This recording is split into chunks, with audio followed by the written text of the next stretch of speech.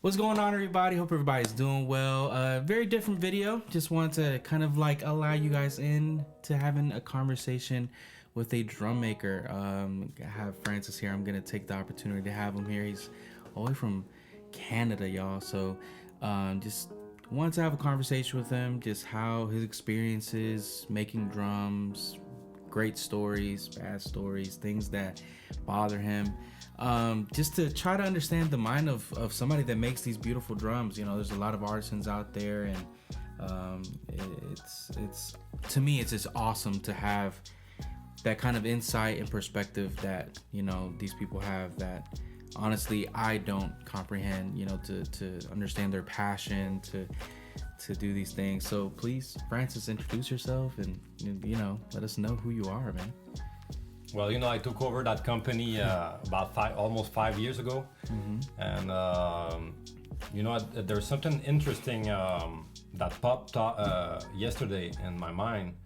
I was in New York yesterday, this last weekend, and yesterday I went to the Bronx and I was talking to some kind of older guys, you know, 60 years and or more, and then the guy told me, hey, it's interesting that you're doing this because there's not many or not any young guys doing this these days, right, making drums. Right. Well, I'm not sure. Maybe OC's yeah, pretty young. Yeah. I mean, but you know, and then the other makers they're not that old, but there's very few makers around the world. I'm probably the youngest. You know? I'm 30. I just turned 37. Oh man. And still young. I mean, so that's that make me think like, yeah, that it, you know, it makes me proud of doing this because that's a beautiful company, beautiful products we make, and we have a lot of fun doing this, you know, making drums. What has been like your favorite drum to have ever made? Like when you finished it and you saw it, what was one you're like, man, I can't believe like I just made this, you know? What was one drum that you can remember? One particular drum. It's a bit hard to say because, to be honest, almost every time I finish a drum when the skin is dry, and I tune it up and I'm like, I sit down, give it a good try. I get surprised like every time, or sometimes some drums maybe sound better and, you know, that day or that particular day, and I'm like, wow, they sound so great, you know. Even these drums, I haven't had the chance to play them a lot because, you know, when I finish mounting them, I ship them to you right away, and then I get here and I'm like, wow, I'm so familiar to play these, you know. Yeah. But maybe some very beautiful drums, not only because of the sound but because of the look. I would say a particular drum I made for Kevin Kruger in California in Black Walnut. Oh yeah, I remember I saw images of that. Was a rumbero, and the thing is that usually the slabs we use to quarter sawn the staves, they're slabs and they're flat cut, you know. Yeah. But sometimes the way they cut the slabs, they can be quarter sawn. So if the slab is quarter sawn, then we cut in the other sense of, so the result of the front of the staves is flat cut. And that was the one that had like those circly grain on the black. Wow. Just like, for example, ash has a pretty tight grain, pretty close usually, but the other side of the other face of the wood has a very large wood grain pattern, and that you can see that when you steam bend some boards, you'll see the other side of the wood grain. You see a lot of SOS ash drums like that with a large grain. That's because they're made out sometimes of flat cut boards that were steamed. And what's something that you've learned? I mean, like I don't even want to ask you how many drums you've made, but like how much have you learned throughout this whole process? You know, because you've been doing it for quite a while. Yeah. Know, so Well, I learned a lot because before that I used to play the drums, but I wouldn't know necessarily what do we need to have a quality drum. Mm-hmm. When we play them, we enjoy the result, Right. and we know when a drum sounds right or not. But then the construction itself. I mean, there's many things from woodworking to metal working. So I had to learn how to weld. Mm-hmm. I had to learn how to build solid, good quality shells. Mm-hmm. So I mean, and the other aspect is like how to run a business. Right. And for sure, I still learn every day. Man, it's awesome because like at least from my experience, like I've known about Moperc for a very long time.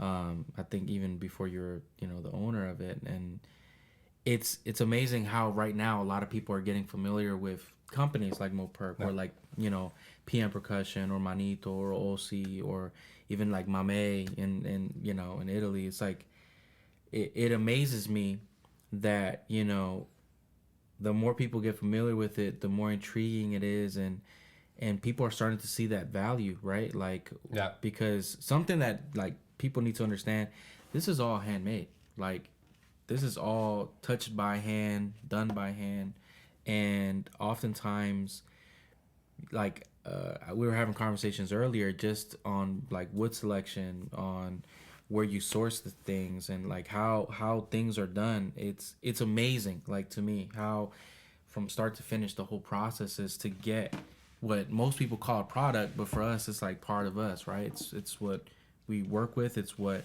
we want to get a good sound from, and to me it amazes me because you could tell like each drum has a specific story to tell. So it's awesome, man.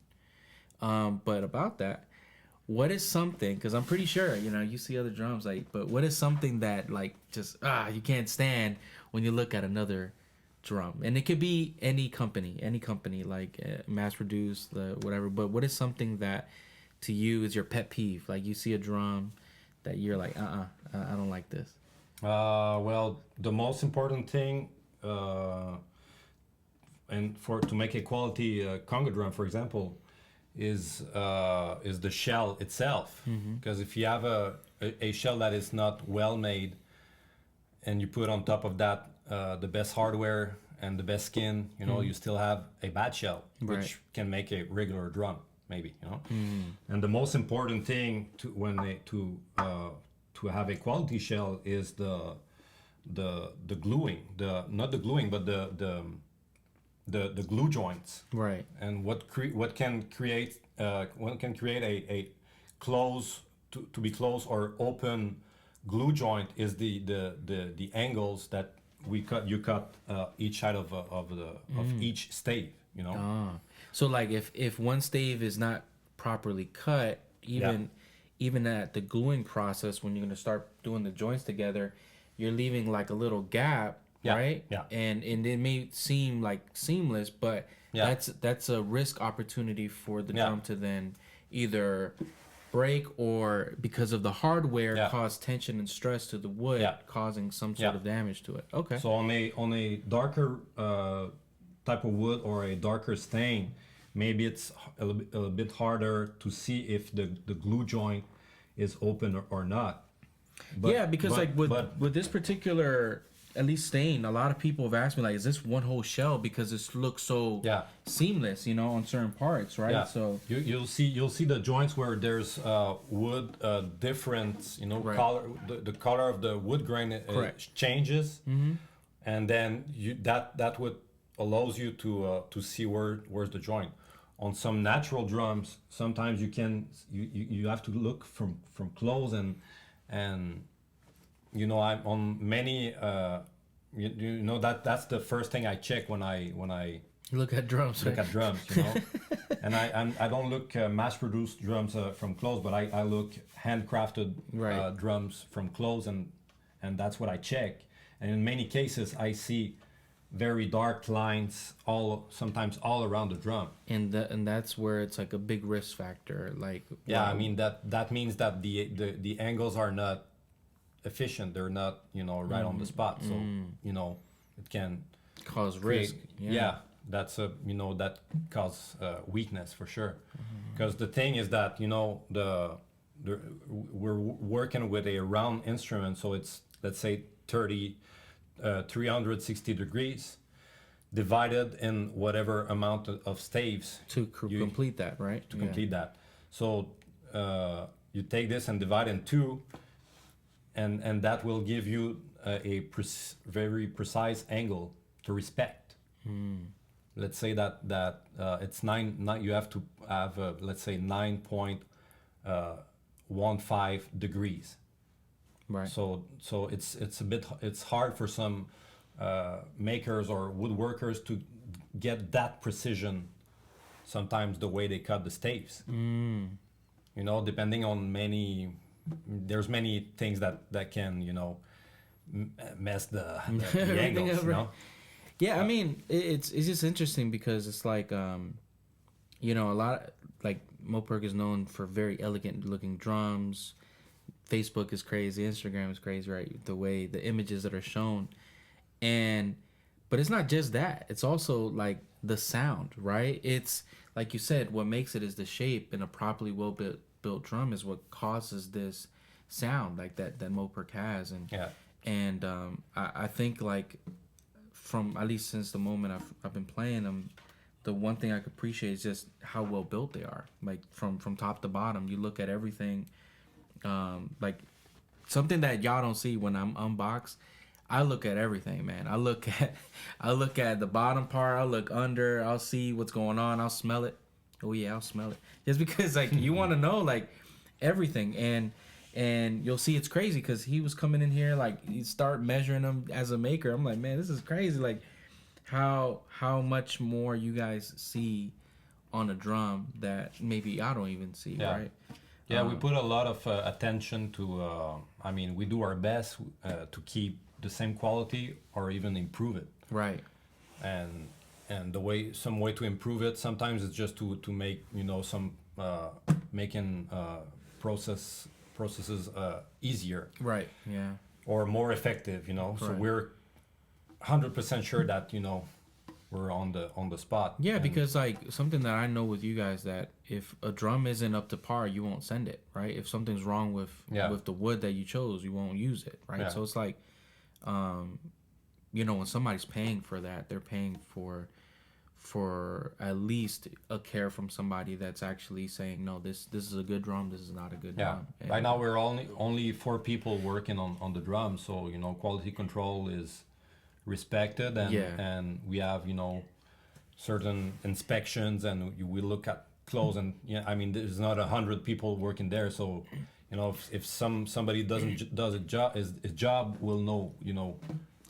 And tell me like a bad story, like of like a drum that you made, or like an experience you've had maybe with a request that somebody's made on, because if you guys didn't know, like you could custom order anything. I'm pretty sure you're like, I want a 29.5-inch drum. And you can. Well, there's things we won't do. Maybe it depends on like give me a 38-inch tall conga. Yeah, some people, some bongo makers have been making triple bongos. Yeah. And that's not something I would do. But I didn't once. I did it for one client. What? But I never put any picture of that because because if you put it up, personally, I don't necessarily like it, Mm-hmm. But the guy was so kind, and so depends on. And what were the sizes? The relation I have with the client too, if the person's super kind and nice, and we talk on the phone and enjoy, maybe I'll do a little X-ray for it, So there's a three-headed monster out there, bongo, Moperc bongo. So, and what were the sizes? Like 8, 9? We just did. There are standard sizes, so 7, 8.5, and 9. So that's a pretty and they're aligned like that. They're not in triangle, so that's a huge thing. You can't hold this in between your legs. So I did just for fun, but looks kind of like a monster or something.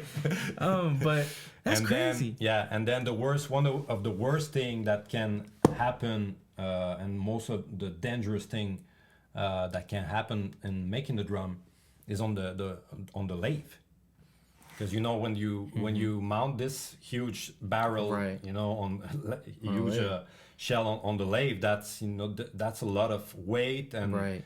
it's a big piece of wood, and then it spins, you know, Really pretty fast. Yeah, pretty yeah, yeah. fast. And mostly with my new lathe, and you know when the woodworker is like totally sure that It's on everything there, is yeah. fine, he'll give some good speed, you know, to the lathe, because it's easier and quicker to work, Right. and it makes a better job actually. You know, the faster you can the drum spins, the better cut you'll do Correct. with the knife, you know.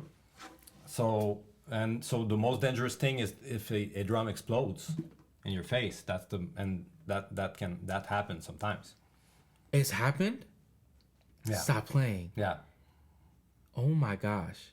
Well, it never happened since I got my new lathe, Yeah, but it's happened, I'm assuming. but it happened before. So you know, there's a couple of things that could create that. If you, for example, because the drums are held in with plugs, you know, on each. Right. So if you put too much pressure, because the plugs are taper like that inside the shell. So if you put too much pressure, you're putting pressure on the outside of the drum, and then the the speed of it. yeah, no, I don't know what's the name of that in English. The force, the strength that Yeah, that, the velocity is doing it. Yeah. So, man. that when that thing explodes, I mean, get out of there. It's super dangerous. So That's crazy. So it's like that's another thing. It's like that if something like that happens, that the customer doesn't pay for that. Like you guys have to go ahead, re-glue. You let and it's an inconvenience, right? So it's like a lot of these things that that's the worst thing, because it's dangerous, you know. And we don't want our workers to experience any of that, man. Yeah. That's crazy. I didn't other know than that, I mean, you have to be careful, because you know there's blades you're cutting with band saws, table saws, or whatever. So you have to be careful with your hands, your fingers, things like that. But on the lathe work is like the most picky part. I mean, that's the hardest. Yeah, that's the part. That's the part that gives kind of like, the drum its life after the gluing process. So if someone wants to learn this and never done any lathe work before, it's like it takes longer, and it takes, you want to be. It's kind of scary too, because that thing spins. But now my new lathe has variable speed, so you can start very slow and check, and you have to make your thing balance. But the good thing with that new lathe is that it's super, it's super precise and super well balanced, and it doesn't shake, it doesn't.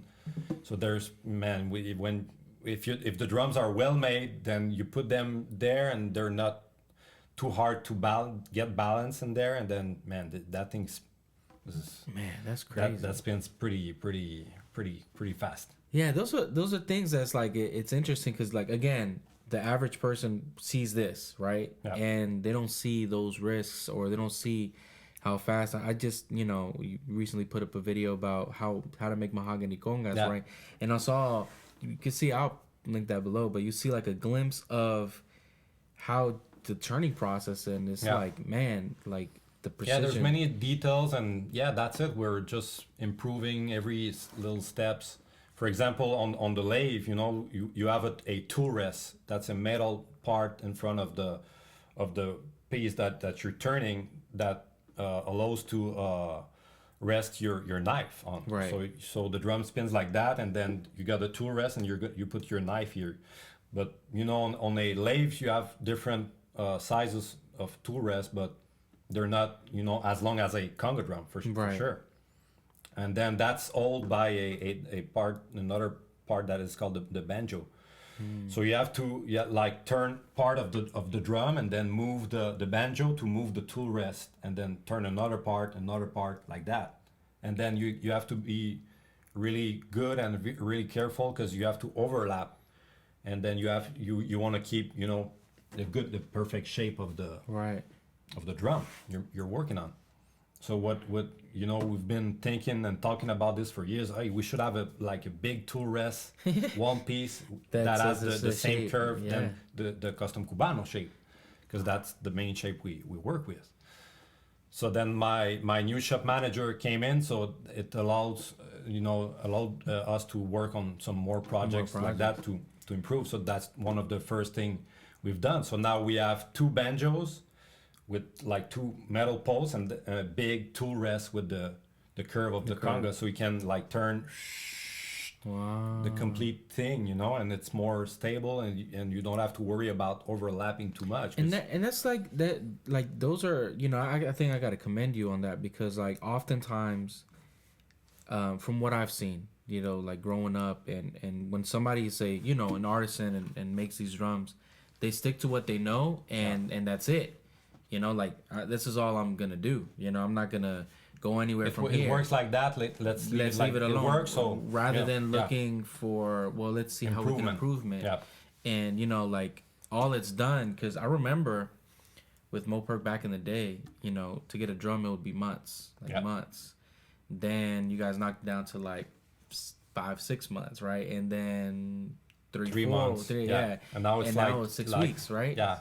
5-6 weeks. That's crazy, and it's like, and it's not that you're skipping steps. It's not that you're not paying the same attention to detail. It's that you're simplifying the process to make it more efficient, right? Not taking away from the quality, because you're still doing the same thing. Yeah. But it's like things like that where you're like, all right, let's get this tool to make the process just more efficient. And you have to be your mind has to be open to some ideas. To I'm the owner, but I'm open to ideas coming from my employees, from my collaborators, because they're the ones that work with you every day. And they go, oh, we should, I think we could improve this or do this or try this, and I'm like always open to it. Yeah, it's, let's sit down and talk about it and figure out what, if it can work. And man, that way, right now I got my new shop manager, Michael. I still have a Marie-Pierre. Marie-Pierre has been working there for like 15 years. Way before I took over the company. Yeah, so it's and like I got Yannick. Jan too is a real good. He started like a year ago, and man, we have a great team, and we're all young. We're like everybody's under 40 years. Yeah, and I mean it's awesome, because like that lets people like myself know, like, man, in 20 years at least you guys will still be around, or hopefully and those are things, man, that I just I'm appreciative of, because being a part of that kind of growth and improvement, because I know you even got like a paint shop now, and just seeing these processes and seeing for people like us that love drums, and it's a lot more accessible, because, and it's not to knock like other makers, because just like you appreciate, you've played PM, you've played all these other companies, and it's like, and we talk to each other exactly. And it's sometimes I call Manito for skins or whatever. We talk about this, about that. Pete Mercier calls me. We meet when I go in California. I write to Mame and ask him, hey, do you have some skins out there? Oh yeah, I called this guy in Italy. He's got some good skins. I call OC, hey man, what's up? I want some drums. I mean, you got OC drums, so it's like, I mean, like that's the thing. Like I could appreciate that you're, you are the number one right now, as the handcrafted, and that's something I could appreciate, is the accessibility that Moperc has, and again, it's not knocking any of these other people that are making beautiful drums, man. Like I need to play some PMs. I know somebody in Virginia that we were trying to link up that has 3 of them, and I'm like, man, we gotta meet up. I need to play them, because it's like, everybody has their own like voice and stuff like that, but I appreciate that, at least with Moperc, like at least for the audience that I play, like we're living in the day that people want things like today, right? And it's awesome. It's quicker than to have to get drums, and there's a lot of variety, so that there's not many makers offering this right now. It's okay, you can buy or mahogany drums or ash drums. You want them in blue and black and in whatever color, what sizes you want. You want 5 drums in ash and blue with glossy varnish and your name on them, and this and that, and that's it, man. After you pay your thing, you'll get them in 5 6 weeks, maybe less, depends. Wow, man. Right now I've been, you know, turning out drums pretty quickly because, you know, my team is there. They're on it, man. Yeah, we're on it. And that's awesome because, like, especially now, like, talk to us about the idea of why you decided to update your website. Because I know before the model, which hasn't changed, like, people could still custom order drums how you did before, still write to Moperc if you want to make a specific request. But what caused you to want to go to do the website the way you're doing it right now? Well, to have an online store these days is like something you have to have, you know, whatever you sell, whatever you do. I think it's a good thing to have an online store with available inventory, you know. So we just launched it a couple of weeks or like less than 2 months ago. And at the beginning, I had, you know, some drums, some single drums on the shelf that were there for a long time. So I said, well, let's put them on the online store, plus other couple of sets we've been making. But you know, the things have been selling a lot. So then after like a month, we were like, okay, now we try to bring people to a almost empty store. So now we've been working on building inventory, plus the orders we get in. Like but I mean that makes drums available right now with the same quality, and you know, variety of things. Right now we have like ash drums, complete sets ready to go, you know. And because like the average buyer says, you know, I just want some ash with blue, right? And 4 bands, or tropical with no bands, and then boom, you just go right there and place it online, right? And then if you get there today, I mean, you know, maybe there's no blue drums, but there's some natural drums that are beautiful. Maybe you'll say, well, I'll get them now instead of waiting a month to get, you know, the color I think of, but because, you know, and then for example, natural drums are like you can't, you know, get tired of. I mean, you can never get tired of that. In 20 years, natural drum will still be natural drum. You know, it's not a color that you say, oh, it's not hip anymore. You know, natural is natural. So. And I just asked, like, if I wanted a blue drum, to wait 6 weeks, that's not bad at all. Like that, to me, it's like, oh, okay. Like some people wait a month just to get their drums delivered, like from shipping straight. You know, like so the fact that in 6 weeks your drum is done, and what, like US 2-day shipping, Europe. So you can, on the website, you can, or you go to the ready to ship section and buy drums that are right there, or you can go to the custom drums section and you got congas, bongos, everything. So if you go to congas, you can choose your model, type of wood, number of bands. You get there, you add like one drum by one to your cart. Like, I want a quinto, conga, and a tumba. Add them to your car and then check out, and then you don't have to go until the entire thing to see the total price with the shipping and this and that. And then if you're ready to step up, you step up now, and you'll get your drums in about a month, you know, or 5 or 6 weeks, depending how the volume of work we have. Other than that, I'm still always available. If you want to call me, you can send me an email. I'll send you a quote, and we can figure out, like, if you want to take more time to pay. Like, maybe I can take 2 months to make your set, and you take 2 months to pay. When you finish paying, I ship your drums. That's another way to do it. And if you're not sure about anything, we can even Zoom call from my studio. I got plenty of drums there with good quality sound and cameras, just like here. So people can hear it. So people can talk and ask their question. I've done this with a couple of clients, and they really like it. So, Francis, I always wanted to know this, and we'll end this conversation with the drum maker today. But I do want to know, if you were to order your own set. Let's say you don't own Moperc, you have nothing to do. This is your first time to get a drum. What would be your dream set? What would be the set to say, this is what I want? Like, would you choose this skin? What skin? Like, what would you do? This wood? I've been doing sets like that maybe 2-3 times. A couple of clients who ordered this type of set that I'm sure we're the only company around the world offering an option like that. First of all, Brazilian mahogany or genuine mahogany, there's not many makers doing this right now.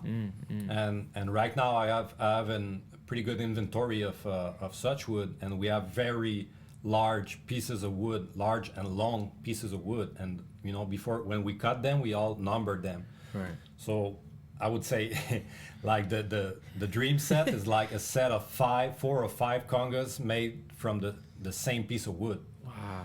So you know, an entire set, an entire perfectly matched set of 5 congas, 4 or 5 congas if possible, all made in the same piece of Brazilian mahogany. That would be like because it would have the same look, same. well, grain. actually not necessarily the same look, because from, you know, Oh yeah, big slab of wood, you know, it's It's 10 gonna feet change, 10 feet long and like 3 feet large, so the Right. wood grain will change from the beginning till the end.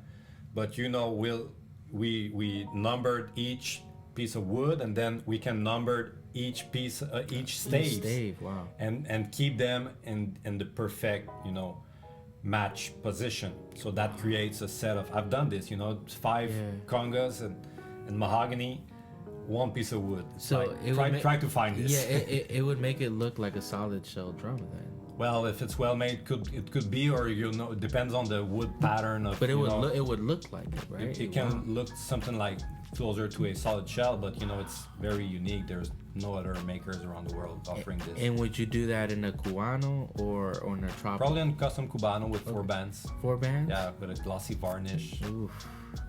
And what kind of skin would you put on it? Would you I put would on put, cow Argentinian cow or bull. or bull? Yeah. What's the difference to you? Like, what would you? For me, there's no difference between cow and bull. It's the same animal, just male or female. Right. You know? So you don't think like tone-wise there's a difference or Tone-wise, texture? what will change is the way that the skins will be treated. Right. You know, if they're lime cured, if they're, you know, they're usually treated with chemicals. Right. The way they're, you know, they'll come out, they can be full bleach and blast by chemicals, so they'll come out more dry and white, and you know, it really depends on the way they work on them, you know. And then how would your side plates be? Would you do the rumbero ones or the If I classic? go with custom Cubano, I'll just put some custom Cubanos. Yeah. Nice, man. Yeah, nice and easy. Okay. Yeah, man. So 5 Brazilian mahoganies, either cow, Argentinian cow or bull, and custom Cubano side Yeah. plate. Beautiful. All about percussion life, man. Oh, Thank you for inviting me, man. man. Thank you, Francis. Thank you for this conversation. Thank you for opening up. And again, I know I learned a lot. I'm very appreciative for you to share a lot of your experiences Well, and keep knowledge. sharing, man. That's it's all about sharing with people. It's not only about selling drums, you know. I like to meet people, share with them whatever, you know, playing or the way we do things, and just life experience, you know. Yeah, man. It's really nice to, you know, that's a company that brings 99% good people. Yeah, there's man. the 1% that, you know, Yeah, part of the story. No, but I learned a lot, man. I learned a lot just on the process and learning and how you do things and the risks. Yeah, it's really interesting. You know, next step is to visit the shop, man. When are you Oh coming? man, I gotta 10-hour drive. I know. I gotta drive over Come there. over. You're all invited too. Anyone who wants to visit the shop. I mean, Oh wow. there's many people came. I got a wall full of signatures. you No, know. I need a sign. Even Poncho Sanchez came from Los Angeles, from Los Angeles to visit us. Oh, At the man. very beginning, we shop got the names. new shop. Man, yeah, I need to go, and I know you guys would probably want to go see how it looks like. I know I want to see like from start to finish and see the drums and see the shells just there waiting, you know, for somebody to buy them. And yeah, it's exciting, man. There's so much to do, guys. There's so much to learn. I'm excited. I learned a lot today, man. But thank you, Francis, Thanks, man. for stopping by. Appreciate you. All right, y'all. Hope you guys liked this conversation with the drum maker. All right, y'all. See y'all next time.